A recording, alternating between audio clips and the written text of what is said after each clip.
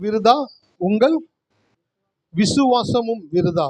அதாவது இயேசு உயிரோடு கூட எந்திரிக்கல அப்படின்னாக்க நான் இங்க நின்று 1 மணி நேரம் பேசுறதும் வேஸ்ட்டு, நீங்க கடவுள் செய்வான்னு நம்புறதும் வேஸ்ட். சரி, இப்போ இயேசு உயிர்த்தெழாவிட்டால் எங்கள் பிரசங்கமும் விருதா, உங்கள் விசுவாசமும் விருதா என்று பவுல் சொல்லும் பொழுது, இயேசு உயிர்த்தெழாவிட்டான்ற போது நீங்கள் இயேசு என்ற ஒரு நபரை மாத்திரம் பார்க்க கூடாது. இந்த இயேசு எப்படி வந்தாரு? இயேசு எப்படி இந்த பூமிக்கு வந்தாரு? யாரா சொல்லுங்களேன். தேவ வார்த்தையாக. ஆமா, மரியாள் மேல தேவனுடைய வார்த்தை வந்தது. அந்த வார்த்தையை மரியாள் அக்செப்ட் பண்ணபடினால மரியாளுடைய கர்ப்பத்துல தேவனுடைய வார்த்தை என்ன ஆச்சுனாக்க உருவமாய் உருவானது, கருவாய் உருவாகி இந்த பூமியில பிறந்தாரு. அதான் 1 யோவான் 1:14 சொல்றாரு, அந்த வார்த்தை மாம்சமாகி. அப்போ வார்த்தைக்கு உருவம் உண்டாகிறது. அப்ப தேவனுடைய வார்த்தையா இருந்த இயேசு இந்த பூமியில வரும் பொழுது வார்த்தை உருவமானது. அந்த உருவத்தை என்ன பண்ணாங்கன்னாக்கா சிலுவையில அடித்து கொன்றாங்க. அந்த வார்த்தை பாதாளத்திற்கு சென்றது.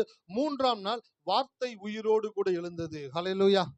நம்ம இயேசு உயிரோடு கூட எழுந்தார் என்பது எத்தனை உண்மையோ அத்தனை உண்மை தேவனுடைய வார்த்தை உயிரோடு கூட எழுந்தது. அப்ப இந்த வேதத்தில் எழுதப்பட்டிருக்கிற தேவனுடைய வார்த்தைகளுக்கு எல்லாமே சாவு கிடையாது. அதற்கு தேவன் உயிர் கொடுத்திருக்கிறார். சோ அந்த வார்த்தைகளையும் வாக்கு தத்தங்களையும் நாம் வாய்களை திறந்து சொல்லும் பொழுது அந்த வார்த்தைகள் உயிர் அடையக்கூடிய வார்த்தைகளாய் தேவன் மாற்றுகிறார். ஹல்லேலூயா. ஆமா, ஒரு நல்ல ஒரு பெயிண்டர் நல்ல ஒரு ஓவியங்களை வரையக்கூடிய ஒரு பெயிண்டர், அவர்கிட்ட ஒரு பேப்பரையும் சில வரையக்கூடிய பொருட்களையும் கொடுத்தீங்க அப்படின்னாக்க அவர் என்ன செய்வார்னாக்க, அவர் வரையும் பொழுது உங்களுக்கு ஒரு பெருசா தெரியாது என்ன வரைய போறான்ட்டு. பட் ஆனா அவர் மைண்ட்ல ஒரு பிக்சர் வச்சிருப்பாரு. பிக்சரை வச்சு அந்த பிக்சருக்கு என்ன பண்ணுவார்னாக்க உருவம் கொடுக்குறாரு. இப்ப எங்க இருக்குது? ஃபர்ஸ்டோட கற்பனையில இருக்குது. அந்த கற்பனையில இருக்கக்கூடிய அந்த உருவத்தை இப்போ ஒரு பேப்பர்ல கொண்டு வர்றாரு, பேப்பர்ல வரைகிறாரு. நீங்க பாக்குறீங்க, உங்களுக்கு அது அவ்வளவு பெருசா இம்ப்ரெஸ் ஆகல. ஏதோ வரைகிறாரு போல நினைச்சிட்டீங்க.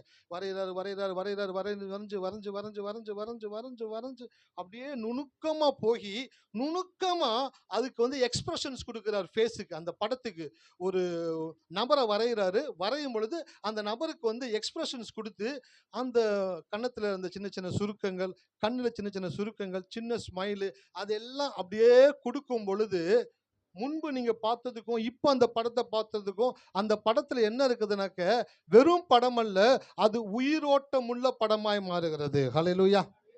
அதே போலதான் தேவனுடைய வார்த்தைக்கு நீங்க சொல்ல சொல்ல சொல்ல ஒரு ஓவியன் எப்படி ஒரு கற்பனையில் இருக்கக்கூடிய ஒரு படத்தை வரைந்து அந்த படத்தை உயிரோட்டமுள்ள ஒரு படமாக மற்றவர்கள் பார்க்கும்படி செய்கிறானோ, அப்படியே தேவ பிள்ளைகளாகிய நீங்களும் வாக்கு தத்தங்களை பார்த்து அதை கற்பனையில கொண்டு வந்து அதை வாயை திறந்து சொல்ல சொல்ல சொல்ல அது உயிரோட்டமுள்ள ஒரு வாழ்க்கையாக மாறுகிறது.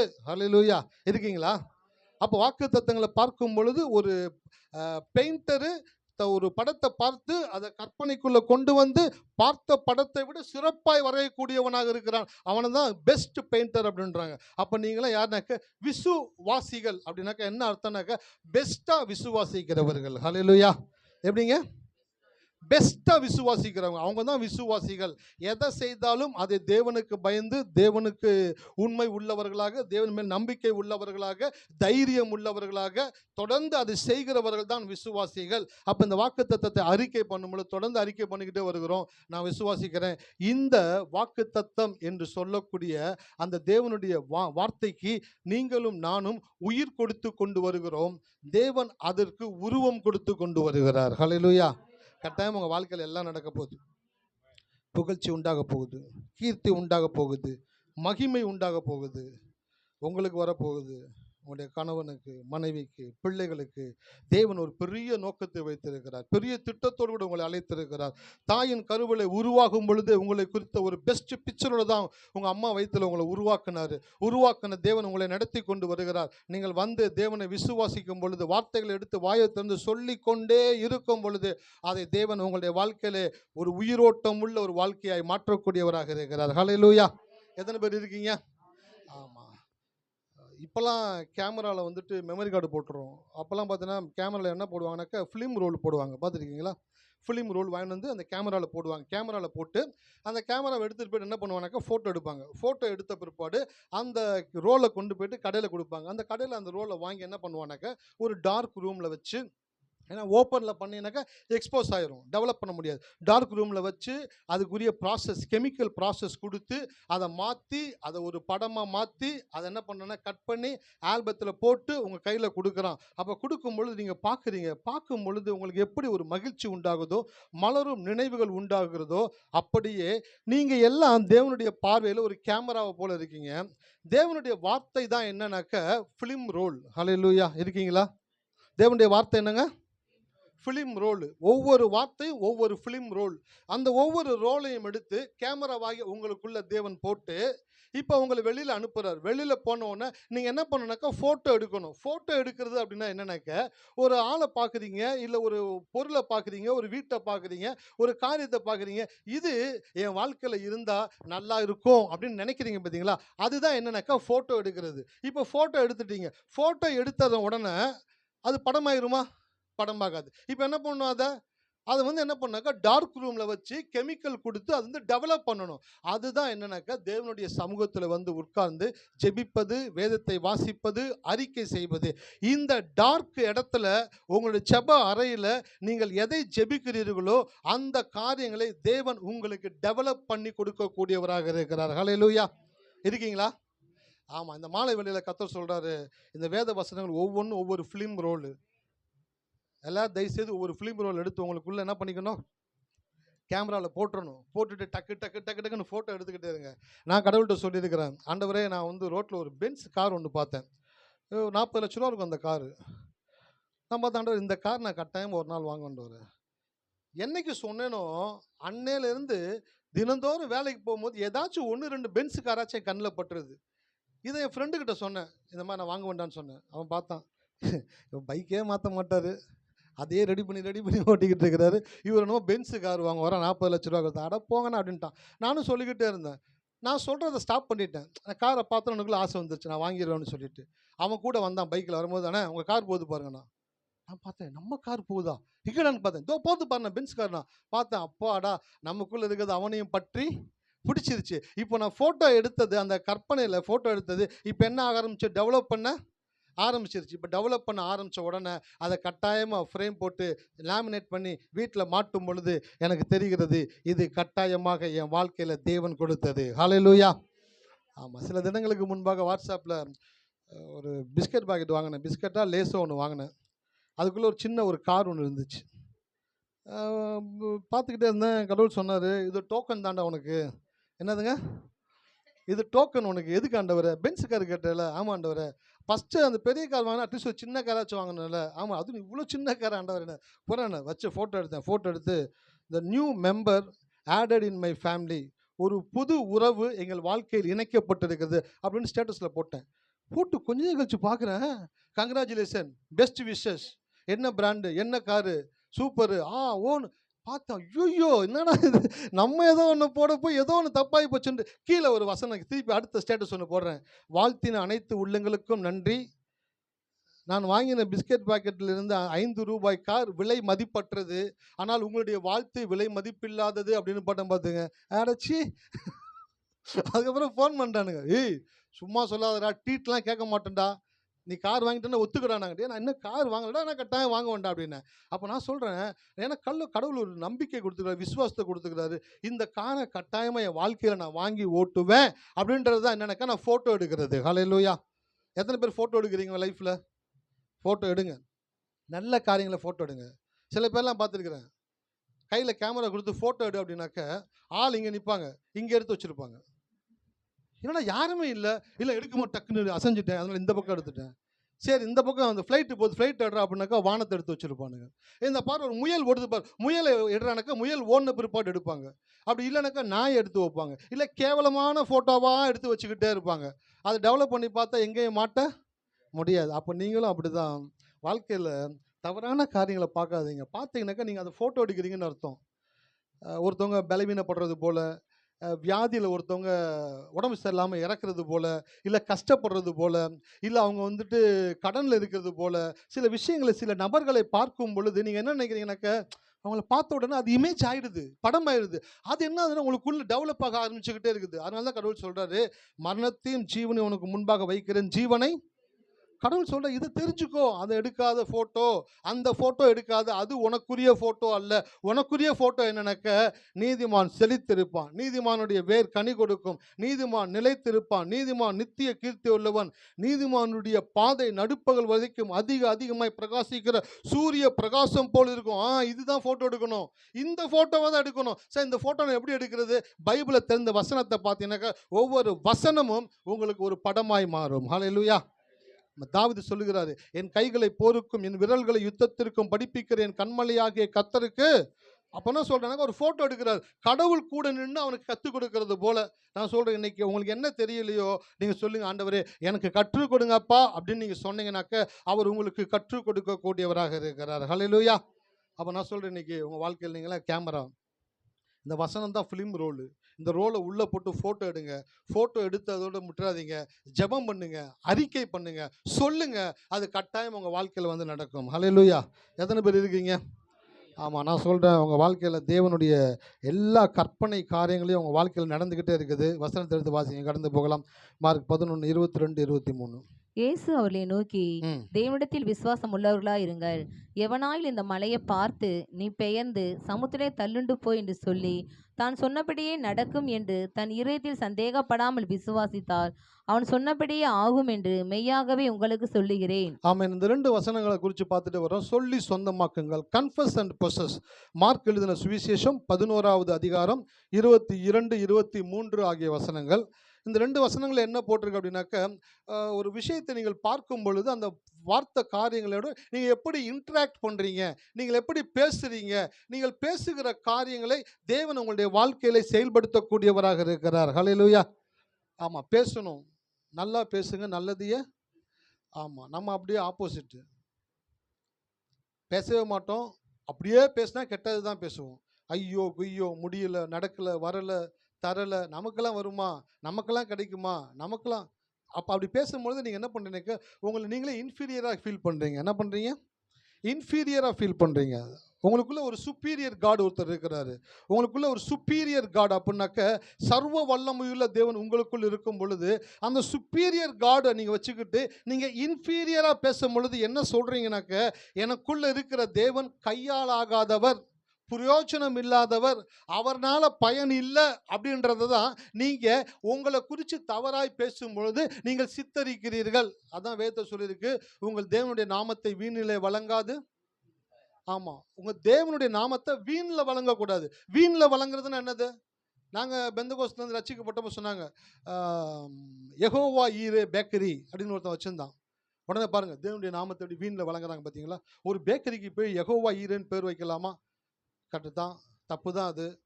அவங்க அந்த மாதிரி பண்ணுறது தவறுன்னு சொல்கிறீங்க நீங்கள்.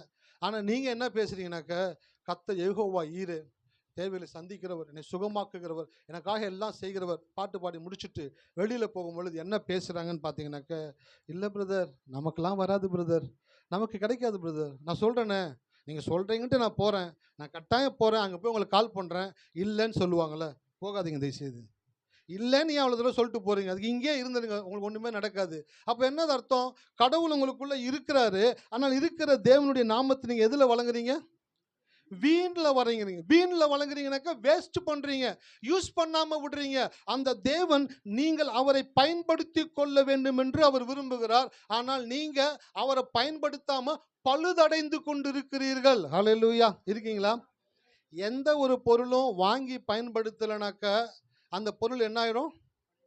பழுது அடைஞ்சு போயிடும். அதே போல தான் நானும் உங்களுக்கு சொல்கிறேன், நீங்கள் கடவுளை நம்புறீங்க, விசுவாசிக்கிறீங்கனாக்க ஆலயத்தை பயன்படுத்தி கொள்ளுங்க, ஊழியர்களை பயன்படுத்தி கொள்ளுங்க, தேவனுடைய வார்த்தையை பயன்படுத்தி கொள்ளுங்க, தேவனை பயன்படுத்தி கொள்ளுங்க.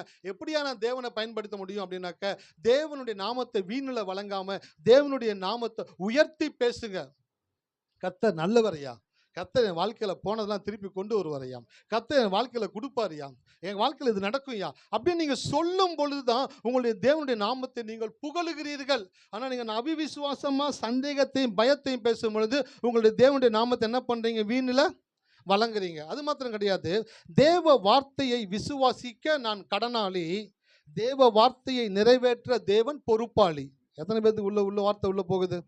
ஆமா, நான் ஒரு கடனாளி. பவுல் சொல்றாரு, அன்பு கூறுகிற கடனே அல்லாமல் மற்றொன்றிலும் ஒருவனுக்கும் கடன்படாது இருங்கள். யார்கிட்டையும் அதிகமா கடன் வாங்காதீங்க அப்படின்னு சொல்லிட்டு, ஆனா ஒரு கடன் உங்களுக்கு இருக்கணும். உங்களுடைய லாஸ்ட் பிரீத் இருக்கிற வரைக்கும், கடைசி மூச்சு இருக்கிற வரைக்கும் நீங்க ஒரு விஷயத்துக்கு கடன் பட்டிருக்கீங்க. என்ன கடன் பட்டிருக்கீங்கன்னாக்க, மற்றவர்களை அன்பு கூறுகிற கடன் உங்கள் தலையில் மேல் இருக்கிறது. அல்லேலூயா. ஆமா, இந்தியாவில் எடுத்து கணக்கு போட்டு பார்த்தா உலக வங்கியில் எத்தனையோ கோடி கடன் வாங்கியிருக்காங்க. ஒவ்வொரு தனி மனிதன் தலையிலும் இத்தனை லட்சம், இத்தனை ஆயிரம் கடன் இருக்குதான். இந்த கடனை அடைக்கவே முடியாது அப்படின்றாங்க. ஏன் அப்படின்னாக்க, ஒவ்வொரு நாளும் மக்கள் பிறந்துகிட்டு இருக்காங்க. பிறக்கிற ஒவ்வொரு குழந்தையின் மேலும் பிறக்கும் பொழுதே அதன் மேல கடன் என்ற சுமையை அரசாங்கம் தூக்கி வச்சிருதான். அப்போ ஒவ்வொரு இந்தியாவில் இருக்கிற ஒவ்வொரு குடிமகன் மேலும் கடன் இருக்கிறது. அவன் சாகிற வரைக்கும் அந்த கடன் இருந்துகிட்டே இருக்குது. ஆனா பவுல் சொல்றாரு, இது பணத்தை குறித்த கடன் அல்ல, இது அன்பு கூறுகிற கடன். ஹல்லேலூயா. அப்ப நான் கடன் பட்டிருக்கிறேன். எதுக்குனாக்கா, அன்பு கூற கடன் பட்டிருக்கிறேன். இரண்டாவது, நான் ஒன்று கடன் பட்டிருக்கேன். எதுக்கு கடன் பட்டிருக்கேனாக்க, தேவ வார்த்தையை விசுவாசிக்க நான் கடனாளி. நீங்க ஒரு விஷயத்துல கடன் பட்டிருக்கிறீங்க. எதுக்குனாக்க, கடவுளுடைய வார்த்தையை விசுவாசிக்கிற கடன்ல நீங்க இருக்கிறீங்க. இந்த கடனை நீங்க எப்ப கட்டி தீர்க்க போறீங்கன்னு எனக்கு தெரியல. ஒவ்வொரு நாளும் கடனுடைய அளவு அதிகமாய் கொண்டே இருக்கிறது. நீங்கள் ஒவ்வொரு நாளும் கடவுளை விசுவாசிக்காமல் பயத்திலும் அவிவிசுவாசத்திலும் சந்தேகத்திலும் வேதனையிலும் கண்ணீரிலும் நீங்கள் நடந்து ஒவ்வொரு நாட்களையும் கழிக்கும் பொழுது, நீங்கள் நாட்களை கழிக்கவில்லை, உங்கள் தலையின் மேல் கடன் சுமையை அதிகரித்து கொண்டிருக்கிறீர்கள். ஹல்லேலூயா. எத்தனை பேர் இருக்கிறீங்க? ஆமா, நீங்க ஒரு விஷயத்துல கடன் பட்டிருக்கிறீங்க. ஆனா அது நல்ல கடன் தான், விசுவாசிக்கிறதுக்கான கடன் தான். சில பேர்த்துக்கு வாழ்நாள் சாதனையாளர் விருது கொடுப்பாங்க. கேள்விப்பட்டிருக்கீங்களா?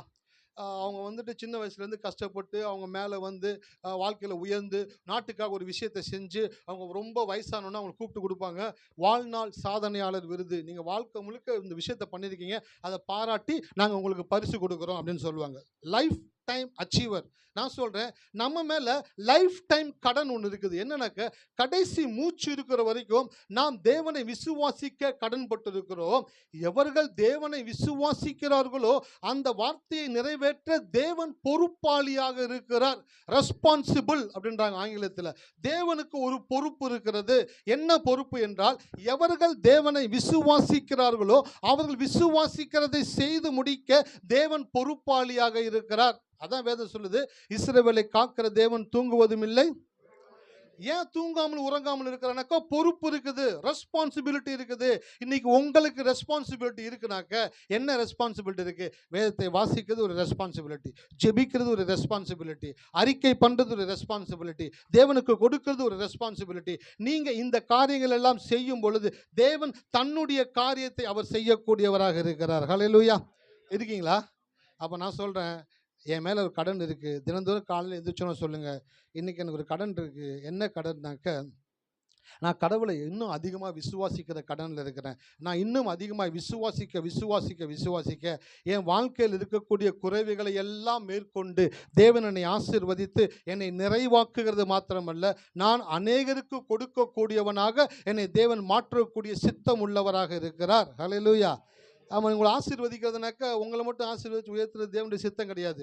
உங்கள் மூலம் அநேகரை தேவன் ஆசீர்வதிக்க விரும்புகிறார். நீங்கள் எந்த இடத்துல இருந்தாலும் சரி, நீங்கள் கடவுளுடைய வார்த்தையை நம்பும் பொழுது உங்களையும் ஆசீர்வதிப்பார். உங்கள் மூலமாக அநேகரையும் தேவன் ஆசீர்வதிக்கக்கூடியவராக இருக்கிறார். அது மாத்திரம் கிடையாது. இன்னைக்கு ஒரு காரியத்தை வேகமாக காமிச்சு போக போகிறேன். என்னன்னாக்க, வேத வார்த்தைக்கு உன்னத தேவன் உன்னத உருவம் கொடுக்கிறார்.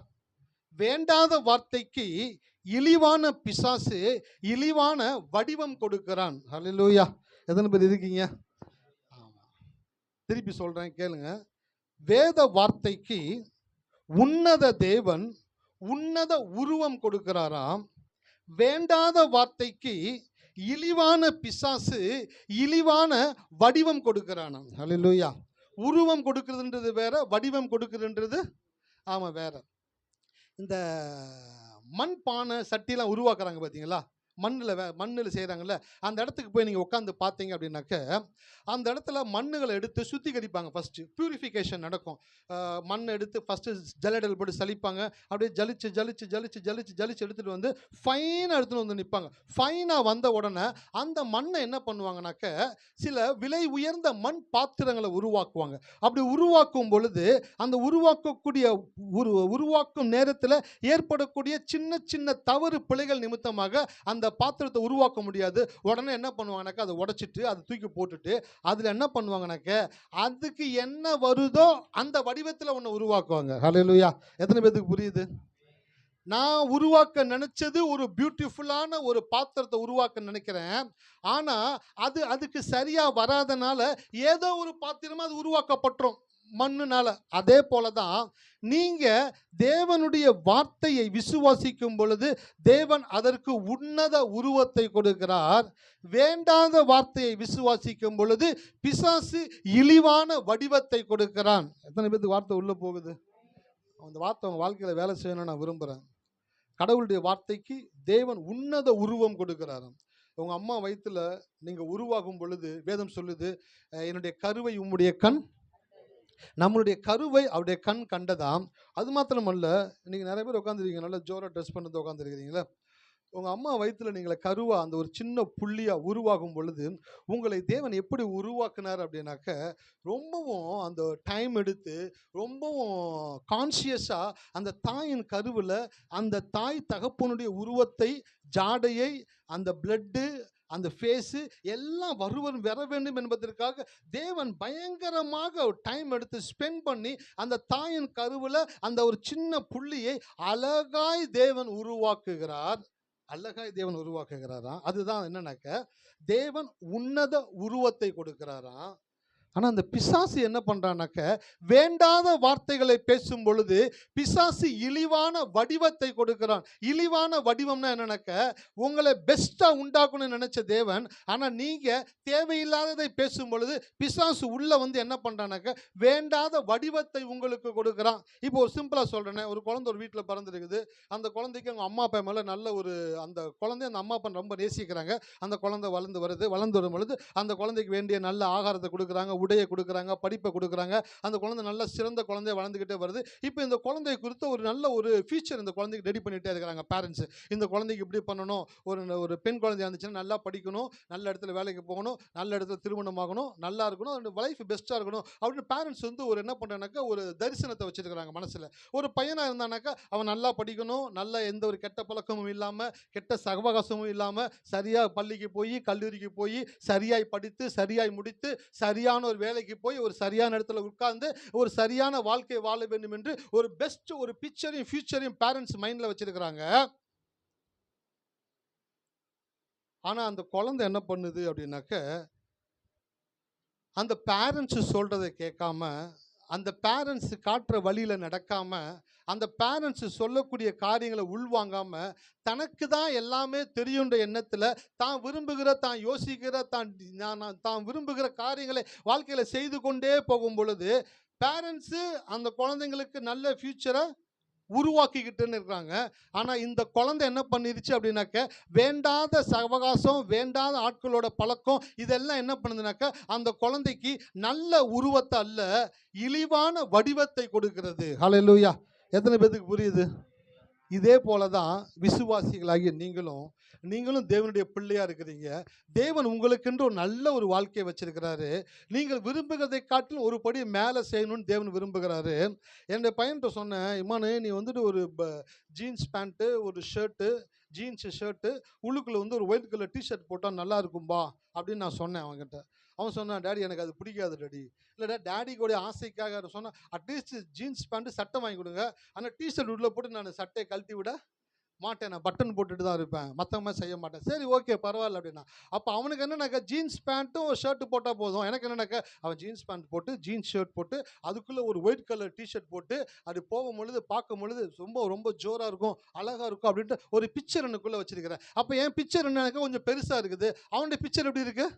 இது மட்டும் இருந்தா போதும் இருக்குதுல்ல. இப்படிதான் கடவுள் உங்களை குறித்து ஒரு நல்ல பிக்சர் தான் வச்சிருக்கிறாரு. ஹல்லேலூயா. நீங்க நல்லா இருக்கணும், சௌக்கியமா இருக்கணும், ஆசீர்வாதமா இருக்கணும், நீங்க நினைச்சது நடக்கணும், நீங்க போற இடத்துல உங்களுக்கு மரியாதை கிடைக்கணும், உங்க வாழ்க்கையில நீங்க உயர்ந்து இருக்கணும், நல்ல இடம் வாங்கணும், வீடு கட்டணும், நல்லபடியா நீங்க வாழணும் அப்படின்ற நல்ல எண்ணங்களை தேவன் உடையவராக இருக்கிறார். ஆனா நீங்க என்ன பண்றீங்கன்னாக்கா, வேண்டாத வார்த்தைகள், பிசாசினால் இழிவான வடிவத்தை கொடுக்கக்கூடியதாக.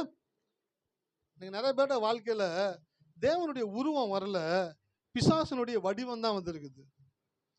பெண்களுக்கெல்லாம் ஒரு பேர் இருக்குது. என்ன பேர் தெரியுங்களா? வடிவுக்கரசி அப்படின்னு சொல்லுவாங்க. கேள்விப்பட்டிருக்கீங்களா? சொன்னோடனே உங்களுக்கு போயிடுச்சு. அந்த படத்துல அந்த அம்மா வடிவுக்கரசி அம்மா வருவாங்களே, அவங்க தானே அப்படின்னு யோசிக்கிறீங்க. வடிவுக்கரசி அப்படின்னாக்க என்ன அர்த்தம்னாக்க, ஆண் வந்து உயிர் கொடுக்கிறான், பெண் வந்து உருவம் கொடுக்கிறாள். அதனால தான் வடிவுக்கரசி, வடிவம் கொடுக்குறாங்க. அந்த குழந்தைக்கு ஒரு வடிவத்தை தன் வயிற்றுக்குள்ள கொடுக்கிறபடினால அவங்களுக்கு வடிவுக்கரசின்னு பேரு. ஆனா சில பேர் புழுங்கல் அரிசியா இருக்கிறாங்க. என்ன இருக்கிறாங்க? வடிவுக்கரசியா இருங்கனாக்க புழுங்கல் அரிசியா இருக்கிறாங்க. வடிவுக்கரசினா வடிவம் கொடுக்கணும், புழுங்கல் அரிசினால் பொங்கல் வச்சு சாப்பிடணும், அவ்வளவுதான். அப்போ பெண்கள் தங்களுடைய உண்மையான நிலைமை என்ன என்று அறியாதனால எப்படி இருக்கிறாங்கனாக்க, எல்லாம் அவர் பார்த்துப்பாரு. யாரு? கடவுள் கிடையாது, வீட்டுக்காரர் பார்த்துப்பாரு. எல்லாம் அவர் பார்த்துப்பார், எல்லாம் அவர் பார்த்து, பாரத்தை எல்லாம் அவர் மேல் வைத்து விடுங்கள்னு சொன்னாக்க, இவங்க பாரத்தை எல்லாம் தூக்கி வீட்டுக்காரர் மேல வைக்கிறாங்க. வீட்டுக்காரர் அப்படியே அமிங்கி அமிங்கி கொஞ்சம் ஆல்ரெடி இருந்த மனுஷன் இப்போ போக போக பார்த்தா 5.75 5 குள்ளமாயிட்டு இருக்கிறாரு. என்னடா அவர் குள்ளமாயிட்டு இருக்காருன்னு பார்த்தா, ஐயா என் மனைவி வசனத்தை கேட்டு உங்கள் பாரத்தை எல்லாம் அவர் மேல் வைத்து விடுங்கன்னு சொன்னோன்னே எல்லா பாரத்தை தூக்கி என் தலைமையில வச்சிட்டாங்க. ஐயா, கடவுள் சொல்றாரு, பாரத்தை எல்லாம் வீட்டுக்காரர் மேல வைக்கக்கூடாது, பாரத்தை எல்லாம் யார் மேல வைக்கணும்?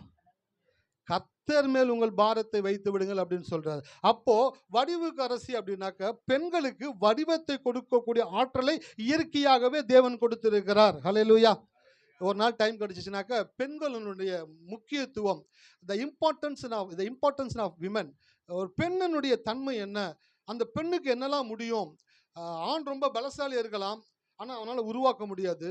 பெண்கள் வந்து வடிவமைக்கக்கூடிய ஆற்றலை தேவன் அவர்களுக்கு கொடுத்தே படைத்திருக்கிறார். அவங்களால வடிவமைக்க முடியும். அதான் நீதிமொழிகள் பிரசங்கங்கள் எடுத்து வாசிச்சு பாருங்களேன். புத்தியுள்ள ஸ்திரீ தன் வீட்டை, ஆனா உண்மையிலே அதுக்கு லோன் போட்டது, லோன் அலைஞ்சது, அடுத்தவன் காலில் விழுந்தது, கண்ணீர் விட்டு அழுதது, அடுத்தவன்கிட்ட கடன் வாங்கினது எல்லாம் ஆம்பளை தான். ஆனா என்ன சொல்லுவாங்கன்னாக்க, புத்தியுள்ள ஸ்திரீ தன் வீட்டை கட்டுகிறார். இவர் எல்லாம் பண்ணி எடுத்துட்டு வந்தாலும் இந்த அம்மா அதை எப்படி மெச்சூரா கையாளுறாங்களோ அப்பதான் அதை வந்து ஒரு பொருளா மாத்த முடியும். அப்ப கோயிலுக்கு வந்தீங்கன்னாக்க, பெண்கள் தயவுசெய்து உங்களுடைய முக்கியத்துவத்தை உணர்ந்துக்கோங்க. நீங்க ஆண்களை விட ஒரு படி மேல உங்களை தேவன் வைத்திருக்கிறார். ஹல்லேலூயா. நிறைய பேர் அப்படி பாக்குறாங்க. ஐயா இப்பெல்லாம் பேசாதீங்கய்யா, ஏற்கனவே வால்யூம் ஜாஸ்தி இருக்குது, நீங்க பேசுறத பார்த்தீங்கன்னாக்கா பூஸ்ட் கொடுக்குற மாதிரி இருக்குது, கொஞ்சம் வால்யூமை குறைங்கய்யா அப்படின்றாங்க. அதெல்லாம் குறைக்க முடியாது. உள்ளதை உள்ளதென்றும் இல்லதை இதற்கு மிஞ்சினது சொல்லுங்க தீமையினால் உண்டாயிருக்கும் அப்படின்றாங்க. எத்தனை பேர் மறைக்க போறாங்கன்னு தெரியல ஜென்ஸ், பரவாயில்ல, இருந்தாலும் கத்தருக்காக அதை சமாளிப்போம். அப்போ பெண்கள் வடிவுக்கரசியா இருக்கிறாங்கனாக்கா வடிவம் கொடுக்கக்கூடியவர்களா இருக்கிறாங்க. நான் சொல்றேன், உங்க வீட்டில் நீங்க ரொம்ப முக்கியமான ஆளு. ஹல்லேலூயா. உங்களை மற்றவங்க முக்கியம் இல்லாத ஆளா சொல்லியிருக்கலாம்.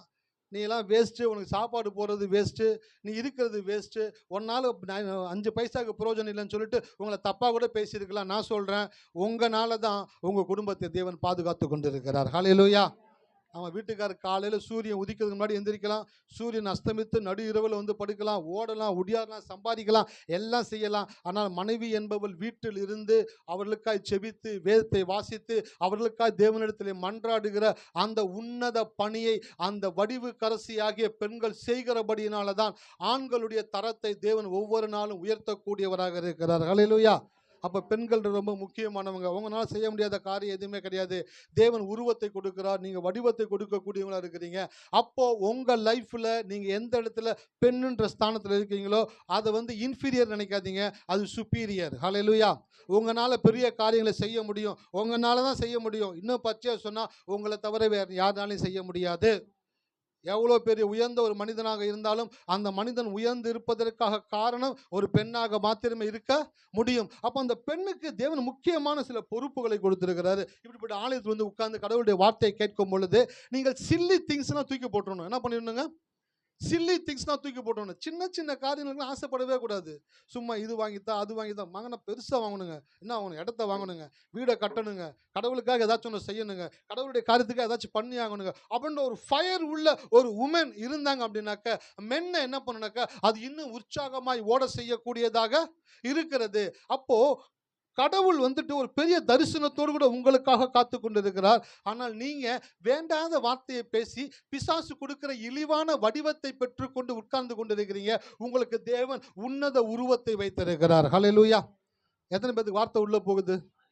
ஆமா, உன்னத உருவத்தை உங்களுக்கு தேவன் வைத்திருக்கிறார். நீங்கள் இருக்கிற இடத்துல சாதாரணமானவர்களாக இருக்கலாம், நீங்கள் இருக்கிற இடத்துல மற்றவர்களால் அறியப்படாதவர்களாக இருக்கலாம். ஆனால் நான் இன்றைக்கு சொல்றேன், நீங்கள் இருக்கிற இடத்திலே நீங்கள் தேவனை நம்பி விசுவாசித்து தேவ வார்த்தையை சரியாய் வாய்களை திறந்து சொல்லும் பொழுது அந்த உன்னத தேவனுடைய உன்னத உருவம் உங்களுடைய வாழ்க்கையை உருவாக்கக்கூடியதாக இருக்கிறது. ஹல்லேலூயா. ஆமா, உங்களை தேவன் உருவாக்கி கொண்டிருக்கிற வசந்த வாசிங்க, வேகமா போகலாம். 1 கொரிந்தியர் 15:35. நன்றி ஆண்டவரே. ஆகிலும் மரித்தோர் எப்படி எழுந்திருப்பார்கள், எப்படிப்பட்ட சரீரத்தோடு வருவார்கள் என்று ஒருவன் சொல்வானாகில், புத்தியனே, நீ விதைக்கிற விதை செத்தால் ஒழிய உயிர்ப்பிக்க மாட்டாதே. நீ விதைக்கிற போது இனி உண்டாகும் மேனியை விதையாமல் கோதுமை அல்லது மற்றொரு தானியத்தினுடைய வெறும் விதையோ விதைக்கிறாய். அதற்கு தேவன் தமது சித்தத்தின்படியே மேனியை கொடுக்கிறார். போதும். ஹல்லேலூயா. எல்லாரும் பார்த்துருப்பீங்கன்னு நினைக்கிறேன், வாசிச்சிருப்பீங்கன்னு நினைக்கிறேன். கொஞ்சம் நான் ஒரு மடி வாசிக்கிறேன். ஆகிலும் மரித்தோர் எப்படி எழுந்திருப்பார்கள், எப்படிப்பட்ட சரீரத்தோடு வருவார்கள் என்று ஒருவன் சொல்வானாகில், புத்தியீனனே, நீ விதைக்கிற விதை செத்தால் ஒழிய உயிர்ப்பிக்க மாட்டாதே. நீ விதைக்கிற போது இனி உண்டாகும் மேனியை விதையாமல் கோதுமை அல்லது மற்றொரு தானியத்தினுடைய வெறும் விதையையே விதைக்கிறாய். அதற்கு தேவன் தமது சித்தத்தின்படியே மேனியை கொடுக்கிறார். விதை வகைகள் ஒவ்வொன்றிற்கும் அதற்கேற்ற மேனியை கொடுக்கிறார். ஹல்லேலூயா. உங்களுக்கு டைம் இருந்துச்சுனாக்கா வீட்டில் போயிட்டு இந்த 4 வசனத்தை பொறுமையாக வாசிச்சு பாருங்க.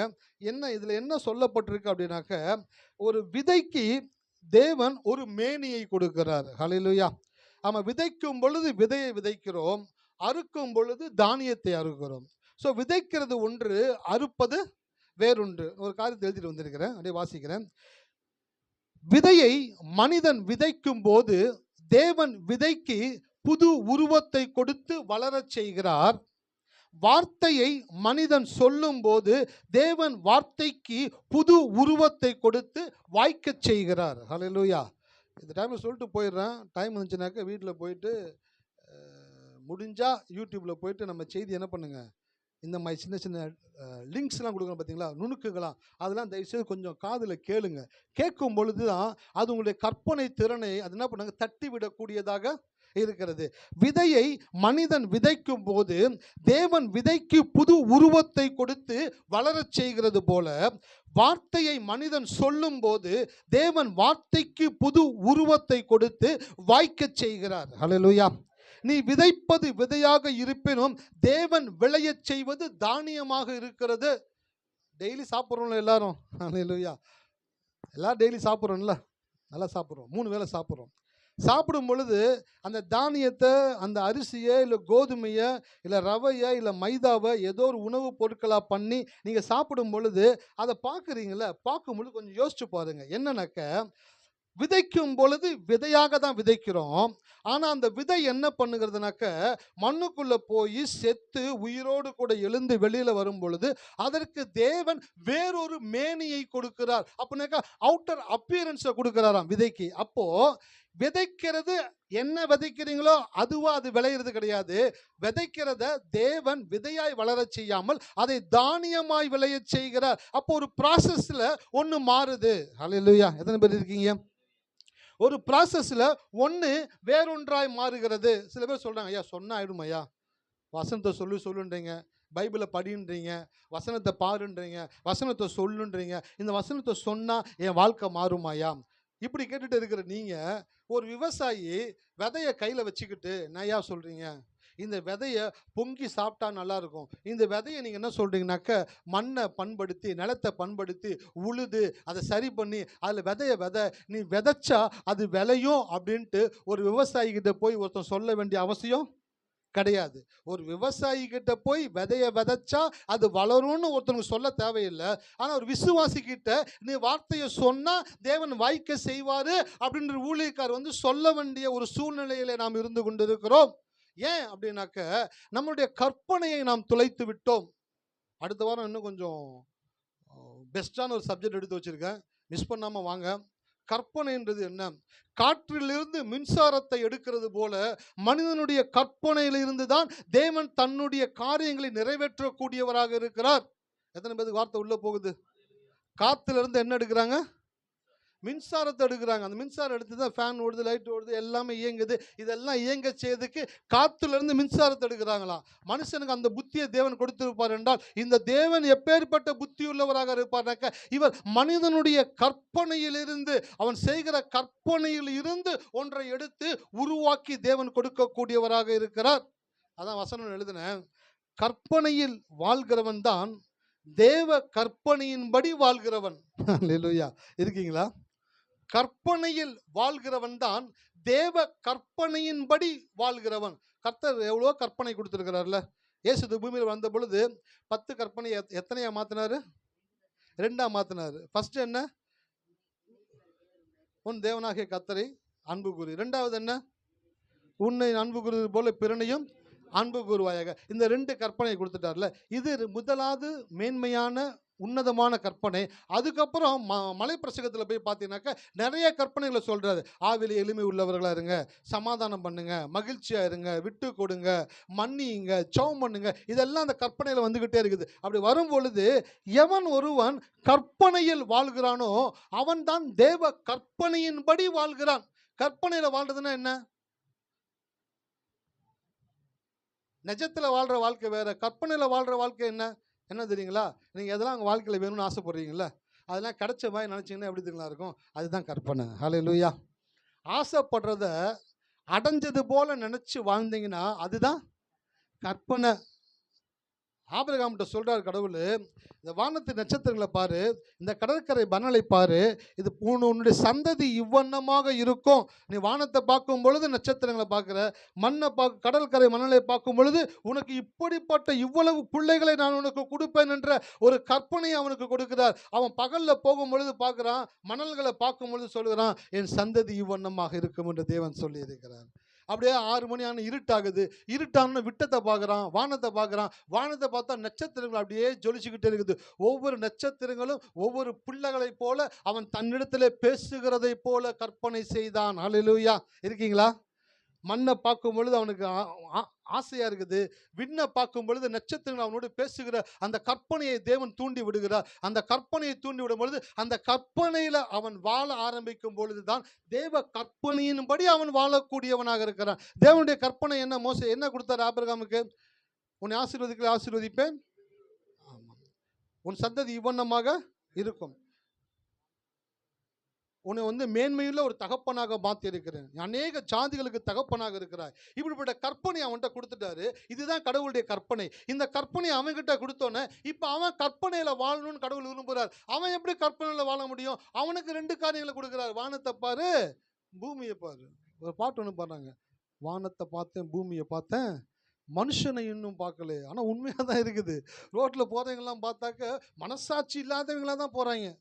மனசாட்சி அடகு வச்சா கூட பரவாயில்ல, மனசாட்சியை குழி தோண்டி புதைச்சிட்டு தான் வெளியில் வர்றாங்க.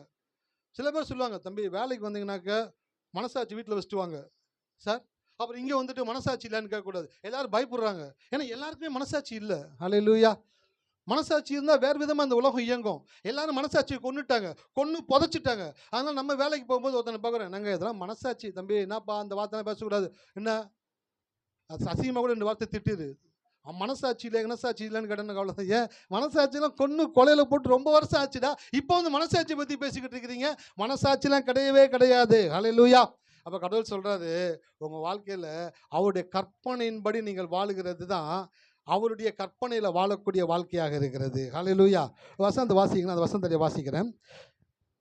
புத்தியீனனே, சில பேருக்கு கோவம் வருது, என்ன சார் இப்படிலாம் வசனம் போடலாமா? புத்திஹீனனேன்னு போட்டிருக்கு. புத்திஹீனனாக்கா முட்டாள்னு கிடையாது. புத்திஹீனனே அப்படின்னாக்க விசுவாசிக்க தெரியாதவனே. ஹல்லேலூயா.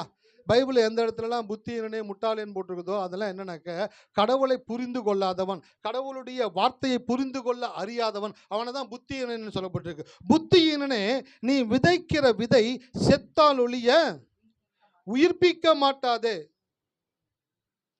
நம்ம இப்போ வேறு ஒரு உலகத்தில் வந்துட்டோம், டிஜிட்டல் வேர்ல்டில் வந்துட்டோம். இந்த டிஜிட்டல் வேர்ல்டில் சராசரியாக நாம் கண்ணில் பார்த்த காரியங்களை இப்போ நம்ம பார்க்கறது இல்லை. பார்க்காதபடினால டிஜிட்டல் வேர்ல்டில் எல்லாமே டிஜிட்டலாகவே பார்த்துக்கிட்டே இருக்கிறோம். டிஜிட்டல் வேர்ல்டில் நீங்கள் எதெல்லாம் டிஜிட்டலாக பார்க்குறீங்களோ அது எல்லாம் உங்கள் வாழ்க்கையை ஒன்றுமே இல்லாமல் தான் ஆக்கும். எப்போ நீங்கள் நேச்சுரல் வேர்ல்டுக்கு வருகிறீங்களோ, இயற்கை உலகத்தோடு தொடர்போடு வாழுகிறீங்களோ, அப்போ நீங்கள் பார்க்கிற சின்ன சின்ன காரியங்களிலிருந்து கூட தேவன் உங்களோடு பேசக்கூடியவராக இருக்கிறார். ஹல்லேலூயா. சில பேர்த்துக்கு கவலை, கடவுள் தன்னை வெளிப்படுத்த மாட்டாரு. நீங்க நினைக்கிற விதத்துல கடவுள் வெளிப்படுத்த மாட்டாரு. நீங்க நினைக்காத எல்லா விதத்திலும் தேவன் வெளிப்பட்டுக்கிட்டே தான் இருக்கிறாரு. ஹல்லேலூயா. இருக்கீங்களா? நீங்கள் நினைக்கிற விதத்துல தேவன் தன்னை வெளிப்படுத்துகிறவர் அல்ல. நீங்கள் நினைக்காத எல்லா விதங்களிலும் தேவன் தன்னை வெளிப்படுத்தி கொண்டே இருக்கிறார். சின்ன சின்ன காரியங்கள்ல கூட அலாரம் செட் பண்றீங்க, 5 மணிக்கு செட் பண்றீங்க, 4:55க்கு முழிப்பு வந்துருச்சுன்னு வச்சுக்கோங்களேன். அப்ப கடவுள் உங்க கூட தான், கடவுள் கிரியை செய்யறான்னு அர்த்தம். ஒரு இடத்துக்கு போறீங்க, ஒரு விஷயமா போறீங்க, 10 மணின்னு சொல்றாங்க, நீங்க 10:05க்கு போயிட்டீங்க. ஆனா நீங்க வந்த பிற்பாடு தான் அந்த வேலையை செய்யக்கூடிய நபர் அங்க வர்றான்னு வச்சுக்கோங்களேன். இது யார் தான் பண்றது சொல்லுங்க? தேவன் செய்யறாரு. என் பொண்ணு டெய்லி ட்ரெயின் பிடிக்க காலைல ஓடுவான். அவள் ஒரு தொடர்கதை அப்படின்ற மாதிரி ட்ரெயினை பிடிக்க ஓடுவான். ஓடும்பொழுது சொல்லுவேன், பாப்பா ரிலாக்ஸாக போ, அடுத்த ட்ரெயினில் கூட போ, இல்லை ஆஃப் டே லீவ் போடு, இல்லை ஃபுல் டே கூட லீவ் போடு, பிரச்சனை கிடையாது.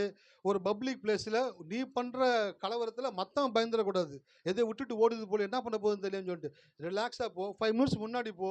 ஒரு ட்ரெயின் போயிடுச்சா ரிலாக்ஸாக உட்காந்து பைபிளை வாசி, இல்லை கடவுளுடைய பாட்டு கேளு, அடுத்த ட்ரெயின் எடுத்துகிட்டு போ. பெர்மிஷனாக பெர்மிஷன், லாஸாக போய் பிரச்சனை கிடையாது. அதுக்காக நீ அவசரமாக போய் ஒரு காரியத்தை பண்ண கூடாது. அப்போ அந்த அவேர்னஸ் இல்லாமல் அந்த பொண்ணு என்ன பண்ணுதுனாக்கா போய் உட்காந்து அந்த ட்ரெயின் வர்றதுக்கு முன்னாடியே தொடர்ந்து அது ஓடி போயிட்டு சொல்ல வந்தானே தான் சொல்லுங்க. கவனிக்கல யாருமே. இப்போ இது நான் எதுக்கு சொன்னேன்னு சொல்லுங்க ரவி பிரதர்? யாராச்சும் அவசரமா அதுக்கு முன்னாடி ஒன்று சொன்னேன், மனசாட்சி ஐயோ ரொம்ப பின்னாடி போயிட்டாங்க, ரீவைண்ட் பண்ணி முன்னாடி வரணும் போல. சரி ஓகே விடுங்க. புத்தியினனே, நீ விதைக்கிற விதை செத்தால் ஒழிய உயிர்ப்பிக்க மாட்டாதே. அப்போ விதைய இயற்கை உலகத்தோட தொடர்புகளா இருக்கணும். சின்ன சின்ன காரியங்களை கூட தேவன், பார்த்தீங்களா நானே திருப்பி வர வேண்டியதாக இருக்குது. சின்ன சின்ன காரியங்கள் கூட தேவன் உங்களோடு இருக்கிறாரு. நீங்கள் செய்கிற சின்ன சின்ன செயல்களில் கூட தேவன் உங்களோட இடைப்படக்கூடியவராக இருக்கிறாரு. கரெக்டான டைமுக்கு வர வேண்டிய ட்ரெயின் உங்களுக்காக 5 நிமிஷம் லேட்டாக வந்துச்சுனாக்க உங்களுக்காக அது தேவன் செய்தார் என்று நினைத்து தேவனை துதிக்க பழகுங்கள். ஹல்லேலூயா. அப்போ நீங்கள் நினைக்கிற விதங்களில் தேவன் வெளிப்படுகிறார்ல, நீங்கள் நினைக்காத எல்லா விதங்களிலும் தேவன் வெளிப்பட்டு கொண்டே இருக்கிறார். நீங்கள் தான் அவர் உணர மறந்து போயிடுறீங்க.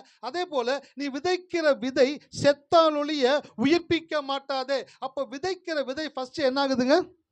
மண்ணுக்குள்ள போய் சாகுதான். செத்த பிற்பாடு தான் அந்த விதை என்ன ஆகுதுனாக்கா மறுபடியும் உயிர் பெற்று வரக்கூடியதாக இருக்கிறது. அப்போ மண்ணுக்குள்ள ஒரு மிகப்பெரிய ப்ராசஸ் நடக்குது. என்ன ப்ராசஸ்னாக்க, விதையை மண்ணுக்குள்ள போட்டோன்னு இந்த மண்ணு வேகமா வந்து அந்த விதையை அரிக்கிறதுக்காக வருகிறது.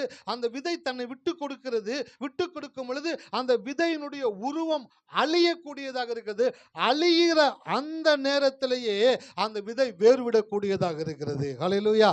அப்போ உருவம் அழியும் பொழுது அது வேர் விட்டு எது அழித்ததோ அதை பிடித்து கொண்டு மறுபடியுமாய் ஒரு புது உயிர் பெற்று வெளியில வரக்கூடிய ஆற்றலை தேவன் விதைக்கு கொடுத்திருக்கிறது எத்தனை உண்மையோ, அப்படியே நீங்க தேவனுடைய வார்த்தையை விசுவாசித்து அதை சொல்லும் பொழுது அந்த விதை, அந்த வார்த்தை சாகும் பொழுதுதான் அது உயிர் பெறக்கூடியதாக இருக்கிறது. ஹல்லேலூயா. இருக்கீங்களா? அப்ப விதை எப்படி செத்து வருகிறதோ அதே போலதான் வார்த்தை உங்களுக்குள்ள போய் செத்து அது மறுபடியும் வரக்கூடியதாக இருக்கிறது. சரி, இப்போ விதை வளர்றதுக்கு முக்கியமானது எதுங்க? மண்ணு. சோ மண்ணு இருந்தாதான் விதை வளர முடியும். அப்ப நான் சொல்றேன், மண்ணு தான் விதைக்கான கருவறையாக இருக்கிறது. மண்ணு தான் விதைக்கான கருவறையாக இருக்கிறது. அந்த மண் என்ற கருவறையில தான் அந்த விதை என்ன பண்ணுதுனாக்க செத்து அது உயிர் பெறக்கூடியதாக இருக்கிறது போல, தேவனுடைய வார்த்தை மனிதனுடைய மனதில் தான் அது என்ன ஆகுதுனாக்க விதைக்கப்பட்டு அது வளரக்கூடியதாக தேவன் அதை டிசைன் பண்ணி வைத்திருக்கிறார். ஹல்லேலூயா. அப்போ விதையை கொண்டு வந்து நீங்கள் எங்கே போட்டாலும் வளராது. விதையை மண்ணுக்குள்ளே போட்டிங்கன்னா வளராமல் இருக்காது. தேவனுடைய வார்த்தையை நீங்கள் அழகாக ஃப்ரேம் பண்ணி வீட்டில் போட்டிங்கனாலும் வேலை செய்யாது. பைபிளை கையில் வச்சுருந்தாலும் வேலை செய்யாது. வார்த்தையை எடுத்து உங்கள் வாயில் சொல்லி மனசில் நிரப்பி நீங்கள் அதை அறிக்கை செய்யும் பொழுது உங்களுடைய மனிதனுடைய மனமும் இருதயமும் வாயின் வார்த்தைகளுக்குள்ளாக தான் தேவன் தன்னுடைய வார்த்தையை வளரும்படி செய்திருக்கிறார். எத்தனை பேர்த்துக்கு புரியுது? அப்போ நீங்கள் எவ்வளோ முக்கியமான ஆள் பார்த்தீங்களா? நீங்கள் எவ்வளோ முக்கியமான ஆள் தெரியுமா உங்களுக்கு? தேவனுடைய வார்த்தையை வளரச் செய்கிற ஒரு கருவறையாக உங்களுடைய மனதை தேவன் தெரிந்து கொண்டிருக்கிறார் என்றால் அதுதான் வேதம் சொல்லுகிறது, நீங்களே ஜீவனுள்ள தேவனுடைய ஏன் கடவுள் ஆலயமா வைத்திருக்கிறார்? ஆலயத்தில் யார் இருப்பா? தேவன் தான் இருப்பாரு. சரி, தேவன் இருப்பார் அப்படின்றதுக்கான ஒரு சிம்பத்தி இப்போ வந்து என்னன்னாக்கா ஏஐ வந்துருச்சு. ஏஐ என்ன பண்ணுதுனாக்கா ஒரு ஆள் இல்லை, ஆனால் ஒரு ஆள் இருக்கிறது போல ஒரு பிம்பத்தை உருவாக்கி காட்டக்கூடியதாக இருக்கிறது. அப்போ தேவன் எனக்குள்ள இருக்கிறார்னாக்க தேவன் இருக்கிறதை போல ஒரு பிம்பத்தை எது காட்டுதுனாக்க தேவனுடைய வார்த்தை காட்டக்கூடியதாக இருக்கிறது. ஹல்லேலூயா.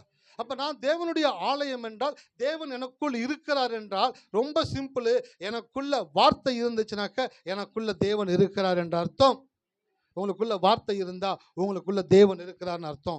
உங்களுக்குள்ள வார்த்தை வந்துருச்சு அப்படின்னாக்க, நீங்க விசுவாசிக்க ஆரம்பிச்சிட்டீங்க அப்படின்னாக்க, கடவுளுடைய வார்த்தையை நம்ப ஆரம்பிச்சிட்டீங்கன்னாக்க, எப்படி மண்ணுக்குள்ள போட்ட விதை முளைச்சி வெளியில வந்து மரமா நின்று அது தான் யார் என்பதை காட்டுகிறதோ, அப்படியே நீங்கள் தேவனுடைய வார்த்தையை விசுவாசிக்கும் பொழுது அந்த வார்த்தை உங்களுக்குள்ள போய் முளைச்சி வெளியில வந்து நீங்கள் யார் என்பதை இந்த உலகத்திற்கு காட்டக்கூடியதாக இருக்கிறது. ஹல்லேலூயா. அப்ப சொல்ல சொல்ல, ஏன் சொல்லணும்னு சொல்றேன், சொல்றது ரொம்ப முக்கியம். விதைய மண்ணுக்குள்ள போட்டோன்னா மண் என்ன பண்ணுதுனாக்க ப்ரெஷர் பண்ணுது. விதைய ப்ரெஷர் பண்ணி விதைய உடைய பண்ணுது. அதுல மேலே இருக்கிற ஸ்கின்னை கிழிக்குது, அதற்குள்ள கடந்து போகுது. அந்த விதைய சின்ன பின்னமாக்குதான். என்ன ஆகுதுனாக்க டேம்பர் ஆக்குதான், டேர் பண்ணுதான், கொஞ்சம் கொஞ்சமா பிக்குதான். பிக்கும் பொழுது அந்த விதைக்கு உண்டாகும் வலியை மனிதன் அறியாதிருக்கிறான். ஆனால் அந்த வலியை கடந்து தான் அது மறுபடியும் மறு உருவம் பெற்று வெளியில வரும் பொழுது ஒரு புதிய நம்பிக்கையோடு கூட வரக்கூடியதாக இருக்கிறது. ஹல்லேலூயா. அப்ப நான் சொல்றேன், ஐயா நான் கடவுளுடைய வார்த்தையை சொன்னையா, நடக்கலையா?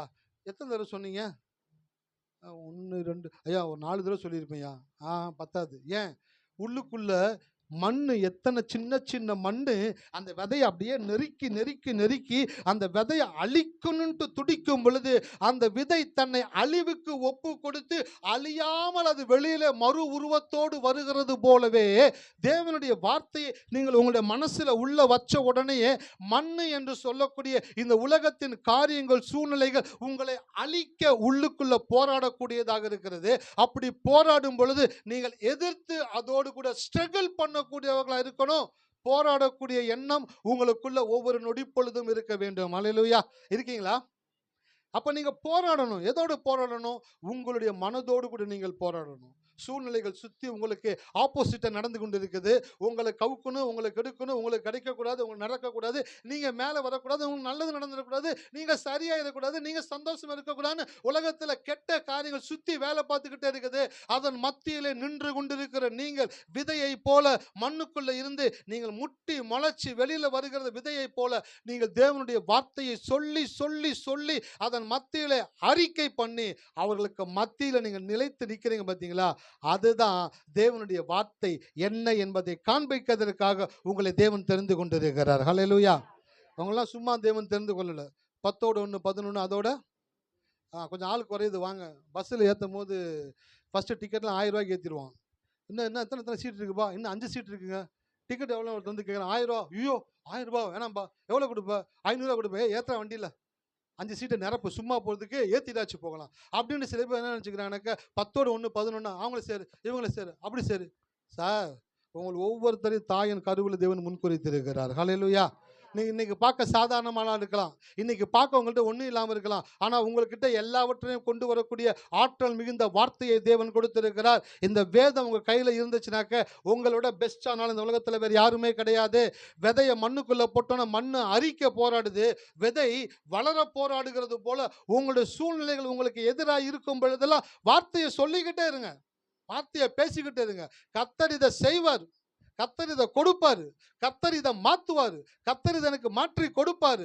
ஒரு நிமிஷம் கிவ் அப் ஆயிட்டீங்கன்னு வச்சுக்கீங்களேன், அவ்வளவுதான், காலி பண்ணிடும். மண்ணில் போடுகிற எல்லா விதைகளும் முளைப்பதில்லை. மண்ணில் போடுகிற விதைகள் எவைகள் போராடுகிறதோ அவைகள் மாத்திரமே வெளியிலே வந்து நிலைத்திருக்க கூடியதாக இருக்கிறது. அப்ப நான் சொல்லுகிறேன், உங்க வாழ்க்கையில போராட்டங்கள் அதிகமா இருக்குதா, தேவைகள் அதிகமா இருக்குதா, கடவுளுடைய வார்த்தை இன்னும் அதிகமாய் சொல்ல ஆரம்பிங்க. வாயை திறந்து, அல்லேலூயா, வாயை திறந்து சொல்லிக்கிட்டே இருங்க. கர்த்தருடைய மேய்ப்பர், கர்த்தருடைய பரிகாரி, கர்த்தரின் தேவைகளை சந்திக்கிறவர், என் தலையை உயர்த்துகிறவர், அவர் இன்னும் என்னை மேன்மைப்படுத்தக்கூடியவராக இருக்கிறார். அவருடைய இருதயத்தின் சின்ன சின்ன விருப்பங்களை கூட அவர் அசட்டை பண்ணுகிற தேவன் அல்ல. சின்ன விருப்பத்தை கூட அதற்கு மரியாதை கொடுத்து அதை நிறைவேற்றக்கூடிய தேவன் என்னுடைய தேவன் என்று நீங்கள் வாய்களை திறந்து சொல்ல சொல்ல விதை மண்ணுக்குள்ளிருந்து முளைத்து வருகிறது போல உங்கள் மனதுக்குள்ளிருந்து தேவனுடைய வார்த்தை முளைத்து வரக்கூடியதாக இருக்கிறது. அப்ப இந்த மாலை வேளை கர்த்தர் இடத்துல பேசிக் கொண்டு இருக்கிறார். நான் ஒரு பெரிய நோக்கத்துக்காக திறந்து கொண்டு இருக்கிறான். நீ மண்ணில் போட்டு மறைஞ்சு போற விதை கிடையாது. நீ மண்ணுக்குள்ள போட்டு மண்ணை செய்து வெளியில வந்து நிலைத்து இருந்து தான் யாரு, எதற்காக என்னை தேவன் இந்த பூமியில படைத்தாரு என்பதை தேவனுக்கான ஒரு சரியான ஒரு உயர்வான ஒரு நல்ல ஒரு வாழ்க்கையை கடவுளுக்காக வாழ வேண்டும் என்பதற்காகவே தேவன் உங்களை தெரிந்து கொண்டிருக்கிறார். ஆகையினால வேத வார்த்தையை விசுவாசிங்க, அதற்கு தேவன் உன்னத உருவத்தை கொடுப்பார். வேண்டாத வார்த்தைகளை பேசாதீங்க, அதுக்கு பிசாசு இழிவான வடிவத்தை கொடுக்கக்கூடியவனாக இருக்கிறான். ஸோ வேண்டாத வார்த்தையை கட் பண்ணுங்க, தேவ வார்த்தையை வாயை திறந்து சொல்லிக்கொண்டே இருங்கள். ஹல்லேலூயா. எல்லாமே கூட உங்கள் வாழ்க்கையில் எல்லாமே நடக்கும், எல்லாமே மாறக்கூடியதாக இருக்கிறது. விதை எளிதில் வளர்வதில்லை, வார்த்தை எளிதில் வாய்ப்பதில்லை. போக சொல்லிட்டே போங்க. விதை எளிதில் வளர்வதில்லை, வார்த்தை எளிதில் வாய்ப்பதில்லை. அப்போ வார்த்தையை வாய்க்கை பண்ணணும்னாக்கா அதுக்கு ஒரு மிகப்பெரிய ஒரு ப்ராசஸ் தேவை. உங்களுடைய வாயின் வார்த்தைகளை தேவன் பார்க்கிறார், அதை கனப்படுத்தக்கூடியவராக இருக்கிறார். அந்த வார்த்தைக்கு தேவன் வடிவம் உருவம் கொடுக்கக்கூடியவராக இருக்கிறார். அப்போ நீங்கள் சொல்லுங்க, ஆண்டவரே, நான் ஒரு சாதாரண ஒரு குடும்பத்தில் பிறந்திருக்கலாம், ஒரு சாதாரண இடத்துல வாழ்ந்து கொண்டு இருக்கலாம், ஆனால் நான் சாதாரணமானவன் தான், ஆனால் உம்முடைய வார்த்தைகள் அசாதாரணமானது. ஹல்லேலூயா. உம்முடைய எக்ஸ்ட்ராடினரியான வார்த்தைகளை நான் நம்பும் பொழுது மிக ஆர்டினரியாக இருக்கிற என்னை நீங்க மிக எக்ஸ்ட்ராடினரியாய் மாற்றக்கூடிய தேவனாக இருக்கிறீர்கள் ஆண்டவரே என்று சொல்லி அந்த வார்த்தையை சொல்ல சொல்ல சொல்ல அது உங்களுடைய வாழ்க்கையை மாற்றக்கூடியதாக இருக்கிறது. தமிழ் ஒரு பழமொழி சொல்லுவாங்க, அடிக்க அடிக்க, ஆமாம், சொல்ல சொல்ல சூழ்நிலைகளும் மாறும். நான் மாற்றிட்டேன். அப்படியே 2024 முடிய போகுது. சும்மா பழசையை போட்டு அரைக்கக்கூடாது. அரைச்ச மாவு அரைப்போமா, துவைச்ச துணியை, ஆமாம், அந்த மாதிரி கூடாது. புதிய மாவு அரைங்க, புதிய துணியை துவைங்க. நான் சொல்கிறேன், அடிக்க அடிக்க அம்மையும் நகரும், சொல்ல சொல்ல சூழ்நிலைகளும் மாறும். ஹல்லேலூயா. எத்தனை பேருடைய வாழ்க்கையில் சூழ்நிலை மாறாமல் இருக்குது? கையை உயர்த்துங்களா, தைரியமாக உயர்த்துங்க. நானும் உயர்த்துறேன். என் வாழ்க்கையில் சில சூழ்நிலைகள் மாறாதது போல இருக்குது. அப்படியே அரக்கன் போல நிற்குது. மாற்றிடுவியா? உன்னால் மாற்ற முடியாது அப்படின்னு அரக்கனை போல நிற்குது. எப்போ நமக்குள்ள கடவுளுடைய வார்த்தை உள்ளே வந்துருச்சோ, உள்ள வார்த்தை வந்த உடனே அந்த வார்த்தை உள்ளுக்குள்ளே ப்ராசஸ் ஆகி அது பேச ஆரம்பிக்கும். எப்படி பேச ஆரம்பிக்கும்னாக்க, விருத்த சேதனம் இல்லாத இந்த பெலிஸ்தியன் எம்மாத்திரம். ஹல்லேலூயா. என் வாழ்க்கையில் நான் நினச்சதை அடைய முடியாதபடி தடுக்கிற இந்த தோல்வி, இந்த வியாதி, இந்த பலவீனம், இந்த தடை, இந்த கடன், இந்த காரியங்கள் எம்மாத்திரம், இதை நான் ஜெயிக்கும்படி தேவன் செய்வார் என்று உங்களுடைய வாயில் அந்த வார்த்தைகள் வரும் பொழுதுதான் நீங்கள் உருவம் அடைகிறீர்கள். உங்கள் அம்மா அப்பா வயிற்றுல உங்கள் அம்மா அப்பாவுடைய சாயலை கொண்டு உங்களை தேவன் உருவாக்கினது ஒரு உருவம். ஆனால் நீங்கள் இயேசுவை நம்பி விசுவாசிக்கும் பொழுது தேவன் உங்களுக்கு விஸ்வரூபத்தை உண்டாக்கக்கூடியவராக இருக்கிறார். ஹல்லேலூயா. இருக்கீங்களா? அம்மா அப்பா வயிற்றுல உருவம் தான் வந்துச்சு. கோயிலில் வந்து எனக்கு விஸ்வரூபம் எடுக்கும்படி தேவன் செய்வார். விஸ்வரூபம் எடுத்துட்டீங்கன்னு வச்சுக்கோங்களேன், உங்கள் வாழ்க்கையில் உங்களை ஜெயிக்கிற சக்தி வேறு எதுவுமே கிடையாது. ஹல்லேலூயா. அப்போ நான் சொல்கிறேன், இந்த மாலை வேளையில் உங்கள் வாழ்க்கையில் என்ன ஒரு காரியம் இருந்தாலும் வேண்டாத வார்த்தையை பேசாதீங்க, தேவ வார்த்தையை மட்டும் பேசுங்க. அந்த வார்த்தையை பேசிக்கிட்டே இருங்க. பேசும் பொழுதுலாம் சொல்லுங்க. ஒரு விதைய மண்ணுக்குள்ள போட்டா மண்ணு அரிக்கிறது போல தேவனுடைய வார்த்தையை என் இருதயத்துல வச்ச உடனே அந்த வார்த்தை வேலை செய்யக்கூடாதுன்ட்டு சூழ்நிலைகளும் காரியங்களும் வேகமா வேலை செஞ்சுக்கிட்டே இருக்குது. ஒரு சின்ன விதை அந்த மண்ணு அரிப்பை தாண்டி உருவத்தை அழித்து மறு உருவம் பெற்று வருகிறது எத்தனை உண்மையோ, அப்படியே நான் தேவனுடைய வார்த்தையை விசுவாசிக்கும் பொழுது அந்த வார்த்தை எனக்குள்ள போய் எனக்குள்ள ஒரு மறு உருவத்தை கொடுக்கக்கூடியதாக இருக்கிறது. நான் சொல்றேன் உங்களுக்கு, தேவன் ஒரு குட் லைஃப் வச்சிருக்கிறார், ஒரு பெட்டர் லைஃப் வச்சிருக்கிறாரு, ஒரு பெஸ்ட் லைஃப் உங்களுக்கு தேவன் வைத்திருக்கிறாரு. கடவுளுடைய வார்த்தையை விசுவாசிங்க, வாக்கு தத்தங்களை விசுவாசிங்க, வாக்கு தத்தங்களை தாராளமாக வாயை திறந்து சொல்லிக்கிட்டே இருங்க. சொல்ல சொல்ல சொல்ல படிக்கிற பசங்களுக்கு சொல்கிறேன், படிக்கிறது கஷ்டமாக இருக்குயா, படிக்க பிடிக்கலையா, இதை படித்து நான் என்ன பண்ண போகிறேன், எதை செய்ய போகிறேன், படிக்கிறதுல நாட்டமே இல்லை, ஆர்வமே இல்லையா, அப்போ நீங்கள் ஒரு நாளைக்கு எந்திரிச்சு எத்தனை முறை உங்கள் வாயை திறந்து சொல்ல முடியுமோ அத்தனை முறை வாயை திறந்து சொல்லுங்கள். கர்த்தர் எனக்கு ஞானத்தை கொடுத்திருக்கிறார், அறிவை கொடுத்திருக்கிறார், புத்தியை கொடுத்திருக்கிறார், விவேகத்தை கொடுத்திருக்கிறார், படிக்கக்கூடிய தன்மையை கொடுத்திருக்கிறார், புரிந்து கொள்ளக்கூடிய தன்மையை கொடுத்திருக்கிறார்.